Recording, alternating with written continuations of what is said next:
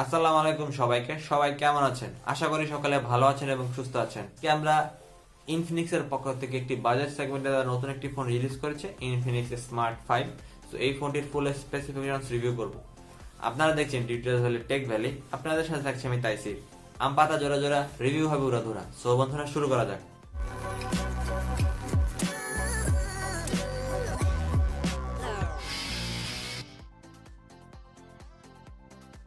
মূল ভিডিওটি শুরু করার আগে আপনারা যদি আমাদের চ্যানেলে নতুন হয়ে থাকেন তবে এখনই সাবস্ক্রাইব করে নিন এবং পাশে থাকা বেল আইকনটি বাজিয়ে অল করে দিন।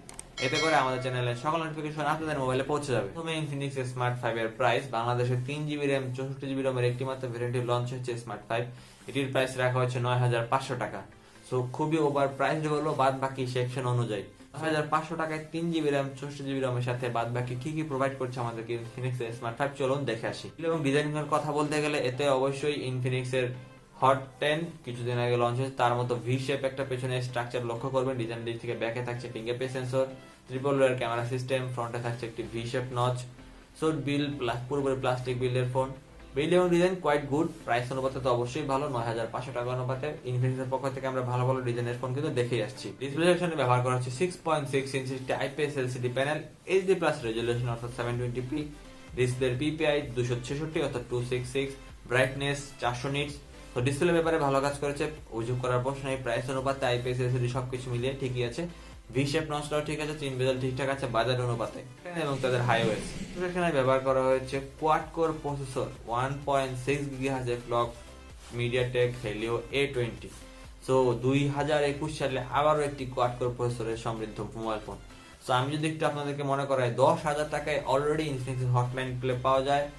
অনেক এর থেকেও বড় ডিসপ্লে, এর থেকেও বেশি ব্যাটারি, ক্যামেরা সবকিছু মিলিয়ে ওই ফোনটি কিন্তু মাত্র 500 টাকার ব্যবধানে আসলে কিভাবে প্রাইসিং করেছে বা প্রসেসরটা তারা কিভাবে দিয়েছে তারাই ভালো বলতে পারবে। প্রসেসরের দিক থেকে আমি খুবই হতাশ। 9,500 টাকায় কোয়াড কোর প্রসেসর 360 দিয়ে আমি কি করবো কোয়াড কোর প্রসেসরের সাথে। জিপিইউ এখানে ব্যবহার করেছে পাওয়ার VRG8320। জিপিইউটা ঠিক আছে, বাট প্রসেসর নিয়ে আমি খুবই হতাশ। ক্যামেরা সেকশন, ব্যাকে ট্রিপল লেয়ার ক্যামেরা থাকছে, 13 মেগাপিক্সেলের মেইন সেন্সর, বাকি দুইটা 0.3 মেগাপিক্সেলের অর্থাৎ কিউভিজিএ ক্যামেরা ম্যাক্রো এবং ডেপথের জন্য। ফ্রন্টে ব্যবহার করে 8 মেগাপিক্সেলের সেলফি শুটার। সো বাকি 0.3 কোনো কাজই নাই। প্রাইস অনুপাতে যেমনটা ফটো আসার কথা সেরকমই আসবে, খুব একটা এক্সট্রাঅর্ডিনারি হবে না, এভারেজ আসবে। সো ক্যামেরা সেকশন অভিযোগ করার প্রশ্ন থাকে না, যেহেতু প্রাইসটা বিবেচনা করতে হবে। এতে 3-in-1 স্লট থাকছে, তো মাইক্রো জ্যাকেট ব্যবহার করতে পারবেন। 128 GB পর্যন্ত স্টোরেজ টাইপ হিসেবে ব্যবহার করেছে eMMC 5.1। র্যাম টাইপ হিসেবে থাকছে LPDDR4। 3 GB র্যাম আমার মনে হয় এনাফ। প্রাইস ঠিক আছে, বাট যদি প্রসেসরটা একটু ভালো করতে তাহলে র্যামটা খুব একটা কাজে লাগাতে পারতাম। ব্যাটারি সেখানে ব্যবহার করা হয়েছে 5000 mAh ব্যাটারি এবং বক্সে থাকছে 10 ওয়াটের চার্জিং ব্রিক মাইক্রো ইউএসবি পোর্টের সাথে।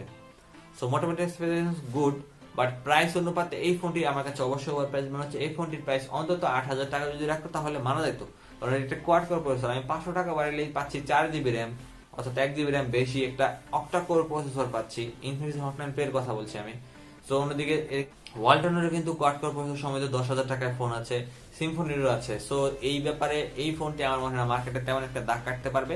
সো কনজিউমারদের কি চাও, ইনফিনিক্স হট 9 প্লে কিন্তু বাংলাদেশের মার্কেটে প্রচুর বিক্রি হয়েছে। ইনফিনিক্সের হট 9 প্লে, ইনফিনিক্সের নোট 7 বা ইনফিনিক্সের যে হট 10, এই ফোনগুলো কিন্তু প্রচুর বিক্রি হয়েছে, বিকজ স্পেসিফিকেশনটা অনেক ভালো ছিল।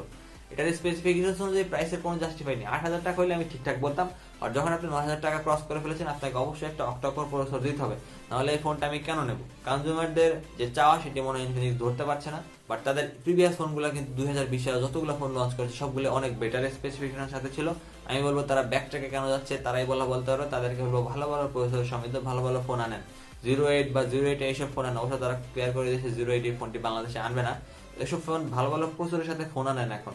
অন্তত এটা যদি G35 প্রসেসরটাও ব্যবহার করার চেষ্টা করতে হতো 364 সাথে, তাও আমি প্রাইসটা জাস্টিফাইড বলতাম। সো বাদ বাকিটা ইনফিনিক্সের উপরে তারা কতটুকু শুনে কনজিউমারদের কথা, এটা এখন দেখার বিষয়। সো বন্ধুরা, যে আছে আমাদের ভিডিওটি কেমন লাগলো, ভালো লাগে থাকলে লাইক করবেন এবং শেয়ার করবেন। পরবর্তী ভিডিও দেখা হবে। সবাইকে আল্লাহ হাফেজ।